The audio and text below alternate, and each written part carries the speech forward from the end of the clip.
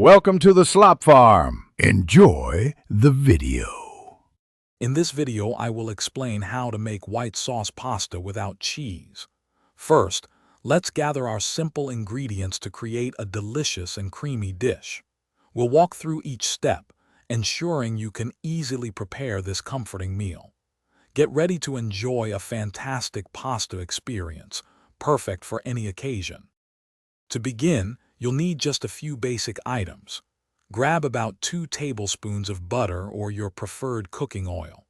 You'll also want 2 tablespoons of all-purpose flour, which is key for thickening. Have 2 cups of milk on hand, and don't forget salt, pepper, and any herbs you love for flavor. Now let's make the sauce. Start by melting your butter or heating the oil in a saucepan over medium heat. Whisk in the flour to form a smooth paste, known as a roux, and cook it for about 1 minute.